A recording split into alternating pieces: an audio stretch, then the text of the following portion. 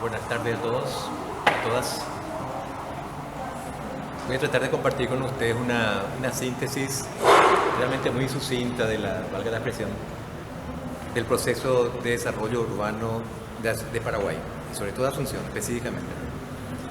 Ustedes habrán estudiado ya en historia de que a partir de 1537, del momento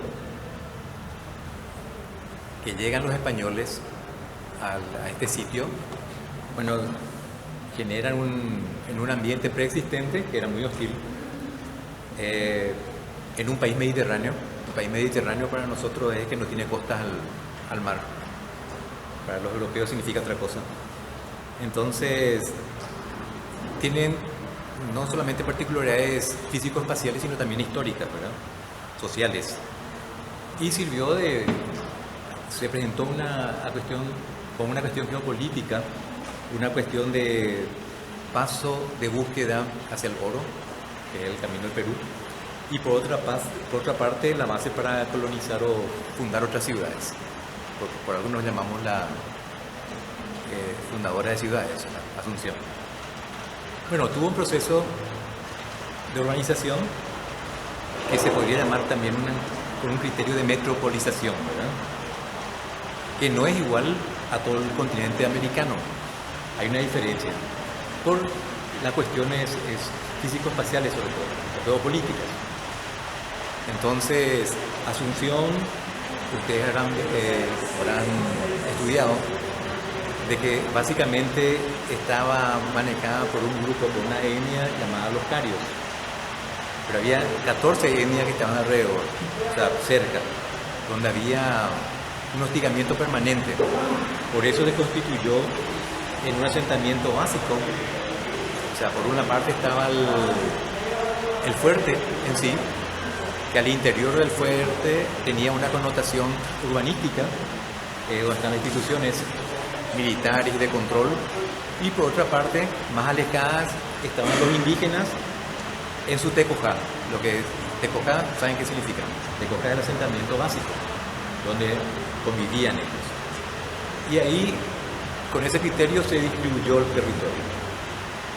Dijimos, los españoles, los criollos y demás, tenían como una clase A, y los otros fueron sometidos, los indígenas sometidos por cuestiones de producción, de consumo y de vida religiosa. Entonces, voy a ir mencionando grandes hitos, ¿verdad? Fue pasando el tiempo y Asunción se fue consolidando, no sé, como tecojá, por un lado, como fuerte, por otro, y apuntando a esas dos cuestiones que habíamos dicho, ¿verdad? Por un lado, ir a conquistar o fundar otras ciudades, pero también sin perder de vista el tema de llegar al Perú. Se fue consolidando eso. Podemos hablar de otro hito importante ya por el 1543, porque se incendia el fuerte. Y eso hace una cuestión muy fundamental que hay que tener en cuenta, ya que te van a planificar y van a diseñar criterios relacionados con el espacio público, de que el tecojá, sobre todo, se adaptaba a la geopolítica, y no solamente a eso, sino al aspecto físico-espacial, teniendo en cuenta sus aspectos históricos, socioeconómicos, o sea, qué consumían, qué producían, pero se iban adaptando a las 7 colinas que escucharon también hablar, ¿verdad? Entonces, aprovechando la expresión del incendio de 1543, se reconstruye el fuerte, pero tecnológicamente el fuerte también estaba construido con casas de madera, y ahí se comienza a hablar de tierra pisonada. O sea, cambia el tipo, o sea, la materialidad. Las casas comienzan a separarse, y como había casas separadas, están rodeadas de cercas que hacían de huerto o de corral. Vayan pensando en cómo evolucionó eso para poder utilizar criterios de tecnología apropiada. El núcleo primitivo se extendió, se pobló, constituyéndose después de largo aliento en una ciudad, lo que se podría llamar una ciudad, o sea, de esas aldeas se convirtieron en poblado, luego en ciudad. El periodo colonial trabaja con un criterio, o sea, enfoca el modelo adaptativo, y fíjense que de 1537, cuando se funda Asunción, 10 años después, se comienza a consolidar el proceso territorial. Y ahí se comienzan a generar nuevas ciudades, o sea, fundación de nuevas ciudades. En 1617, Hernán Arias, un gobernador criollo, divide en dos provincias, tanto la provincia de Paraguay como la provincia del Guairá. Entonces, el territorio se divide en dos. Y por el tema de la mediterraneidad, se acentúa la dependencia, es un tema fundamental también. Dependencia sobre todo a la provincia del Río de la Plata. Bueno, luego ya saben qué pasó con los López, ¿verdad? Con Francia primero. Francia consolida la hegemonía nacional, cierra sus fronteras y eso produce un alto crecimiento. Y por un lado crea un sentido de conflictos sobre todo con los países vecinos, ¿sí? Se fue consolidando ya el periodo independiente, antes de morir el dictador supremo, define la ciudad, o sea, el trazado como cuadrícula, como una cuadrícula, ¿sí? Por cuestiones de seguridad, etcétera, que habrán visto, ¿no? Tenía su idea, y del momento que yo pueda definir sobre un tablero en nuestra época, con sus computadoras hoy, ¿verdad? Sí tener en cuenta la orografía, la hidrografía y demás, bueno, transgredieron o comenzaron a encontrar montones de conflictos con los trazados de las calles específicamente. Eso sigue tanto con el Carlos Antonio López como Francisco Solano López, quienes traen, sobre todo, mucha gente, el caso de Carlos Antonio López de Italia, básicamente, y de otros países, con miras a consolidar la trama urbana. Siguiendo con esa no linealidad de la historia, valga la expresión también, sino del año 1954 al 89 gobierna el general Stroessner, ¿verdad? Con un criterio de total centralidad como dictador, donde iba imponiendo, entendía que centralidad significaba construir un poder del Estado aquí, otro poder del Estado allá, sin ningún criterio urbanístico. Bueno, recién en el año 67 tuvimos nuestra primera constituyente, en esa época, y la segunda se produce después del golpe. O sea, el golpe de Estado se produce en el año 1989 y surgen dos eventos fundamentales para hablar de estos temas, ¿verdad? Un tema es de la nueva constituyente, que incorpora aspectos relacionados con el desarrollo sostenible, quizás no en esos términos, pero cuando hablamos de desarrollo sostenible hoy estamos hablando de temas relacionados con equidad social, con el crecimiento económico, con la conservación del patrimonio natural y cultural. Esos aspectos son incorporados ya en la constituyente, en la Constitución Nacional, y en el año 91 se produce las primeras elecciones directas municipales. Luego el país comienza a transitar democráticamente con sus tres niveles de gobierno: el nivel nacional, el ejecutivo y el legislativo, ¿verdad? El nivel departamental y el nivel municipal. En el caso de Asunción, que es lo que nos atañe hoy aquí,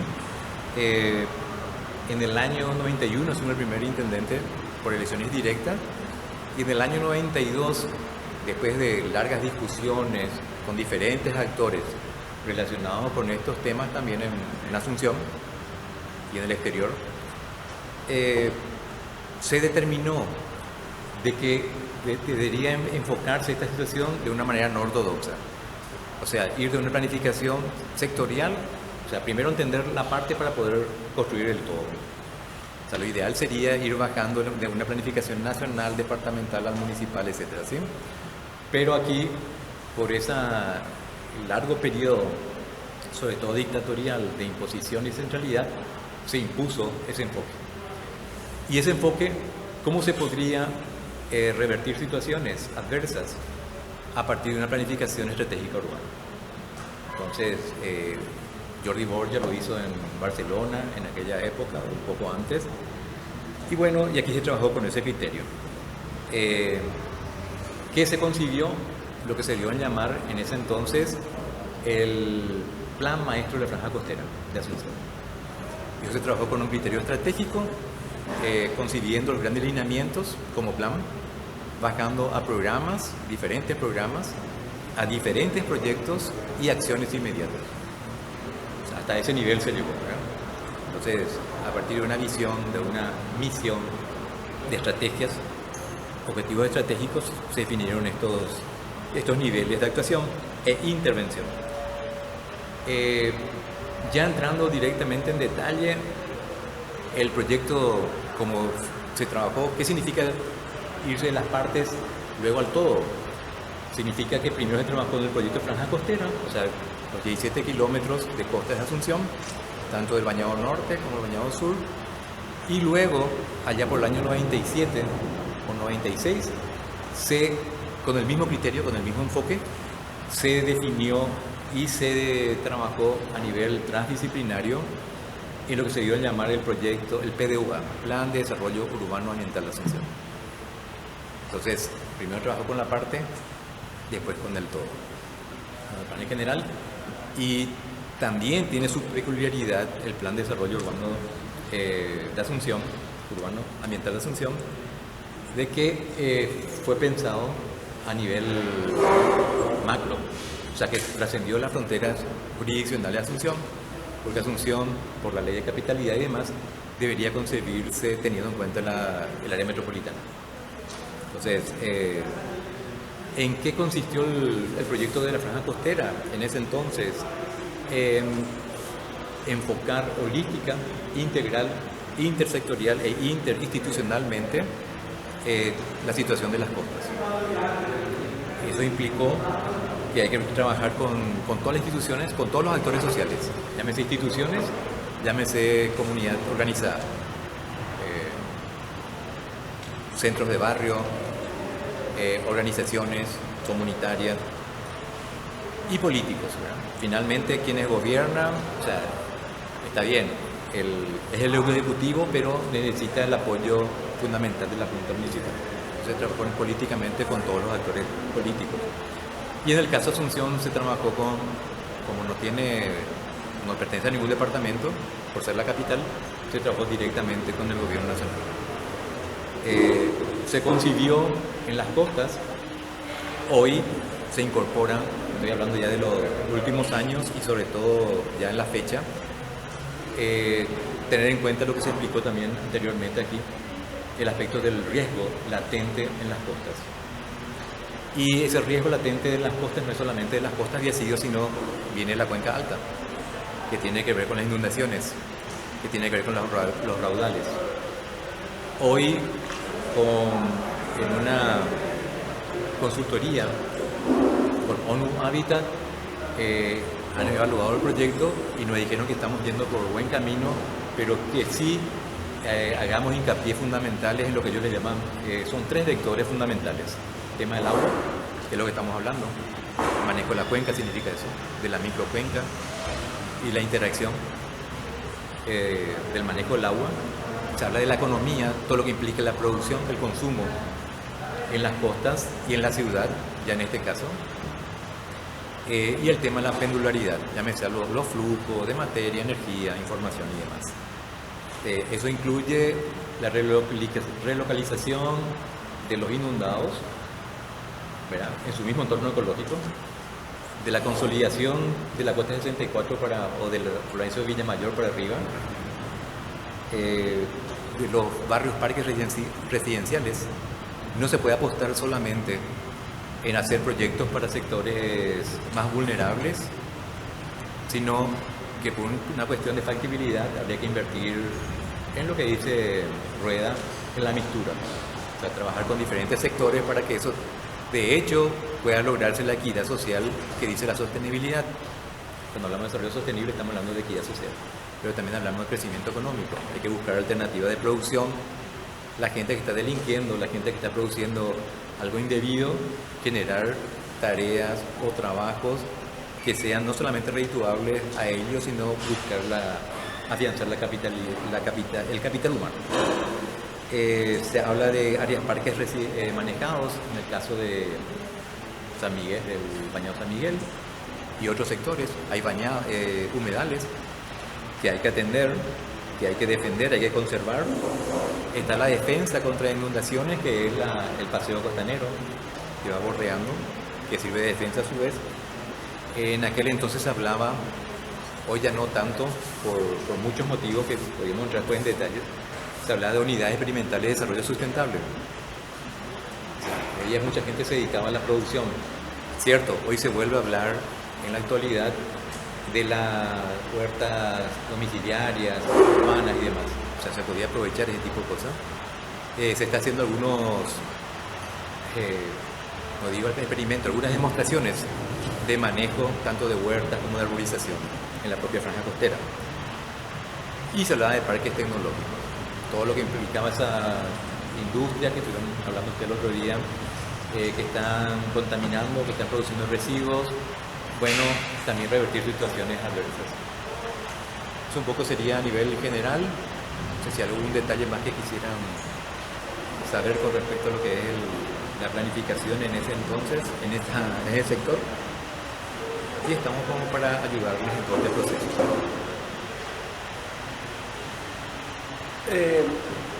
Arturo, y lo que es la parte alta, el centro histórico, ¿qué nos puedes decir un poco de la...? Se habla de la conservación del patrimonio tangible e intangible. Entonces, si bien hay planes dispares también como el Plan CHA, por ejemplo, todo está relacionado con el proyecto Franja Costera. Y de hecho se trabaja directamente con ellos, ¿verdad? Hay un criterio que se había manejado en un momento dado de qué preservar, qué conservar o qué poner en valor y demás. Pero esas directivas las abarca la Dirección de Patrimonio, ¿verdad?, de la municipalidad. Sí, está concebido dentro del plan tener en cuenta lo que se llama los trabajos realizados anteriormente con mira a dar una respuesta satisfactoria de acuerdo a la dirección competente, digamos. ¿Alguna pregunta? Sobre el proyecto Franja Costera, ¿cuáles son ahora los alcances llevados a cabo los proyectos puntuales dentro de la ciudad ahora mismo? De los trabajos puntuales, primero que se está trabajando, como dije, interinstitucionalmente. La Municipalidad de Asunción no tiene fondos para poder construir, para decir directamente. Entonces, por ejemplo, todo lo que tiene que ver con la parte vial, paseos, parques lineales, se trabaja con el Ministerio de Obras Públicas. Y ellos trabajan con todo su proceso de llamado a concurso y demás. Nosotros, como administradores del suelo, de la tierra, de la misma manera trabajamos con el Ministerio de Vivienda, Urbanismo y Hábitat. O sea, velamos porque esa tenencia de la tierra llegue al beneficiario, ¿sí? Y hacemos de contralor, digamos, en las obras también, ¿verdad? Pero ellos tienen sus propios fiscales, sus propios